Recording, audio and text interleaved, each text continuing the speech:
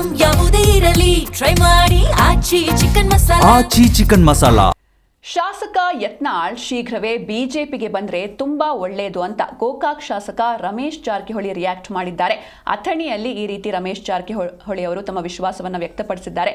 BJP ಪರ ಯತ್ನಾಳ್ ಪ್ರಚಾರವನ್ನು ನಡೆಸಿದ್ದು ಒಳ್ಳೆಯದು, ಗೆಲ್ಲುವ ಆಶಾಭಾವನೆಯನ್ನ ನಾವು ಹೊಂದಿದ್ದೇವೆ ಅಂತ ಗೋಕಾಕ್ ಶಾಸಕ ರಮೇಶ್ ಜಾರಕಿಹೊಳಿ ರಿಯಾಕ್ಟ್ ಮಾಡಿದ್ದಾರೆ. ಶಾಸಕ ಯತ್ನಾಳ್ ಅವರು ಶೀಘ್ರವೇ ಮರಳಿ ಗೂಡಿಗೆ ಬರಬೇಕು, ಬಿಜೆಪಿಗೆ ಬಂದರೆ ತುಂಬ ಒಳ್ಳೆಯದಾಗುತ್ತೆ, ಬಿಜೆಪಿ ಪರ ಯತ್ನಾಳ್ ಅವರು ಪ್ರಚಾರವನ್ನು ನಡೆಸಿದ್ದು ಒಳ್ಳೆಯದು, ಗೆಲ್ಲುವ ಆಶಾಭಾವನೆಯನ್ನು ನಾವು ಹೊಂದಿದ್ದೇವೆ ಅಂತ ಗೋಕಾಕ್ ಶಾಸಕ ರಮೇಶ್ ಜಾರಕಿಹೊಳಿ ರಿಯಾಕ್ಟ್ ಮಾಡಿದ್ದಾರೆ.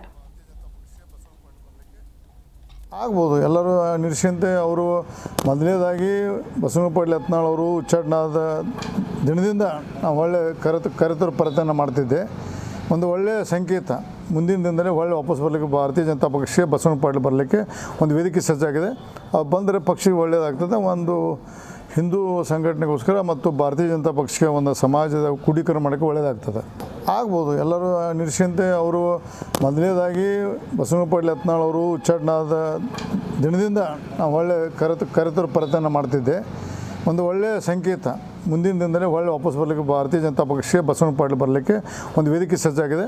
ಅದು ಬಂದರೆ ಪಕ್ಷಕ್ಕೆ ಒಳ್ಳೆಯದಾಗ್ತದೆ. ಒಂದು ಹಿಂದೂ ಸಂಘಟನೆಗೋಸ್ಕರ ಮತ್ತು ಭಾರತೀಯ ಜನತಾ ಪಕ್ಷಕ್ಕೆ ಒಂದು ಸಮಾಜದ ಕೂಡೀಕರಣ ಮಾಡೋಕ್ಕೆ ಒಳ್ಳೆಯದಾಗ್ತದೆ.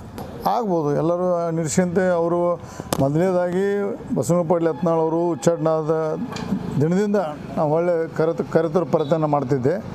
ಒಂದು ಒಳ್ಳೆಯ ಸಂಕೇತ, ಮುಂದಿನ ದಿನದಲ್ಲಿ ಒಳ್ಳೆ ವಾಪಸ್ ಬರಲಿಕ್ಕೆ ಭಾರತೀಯ ಜನತಾ ಪಕ್ಷ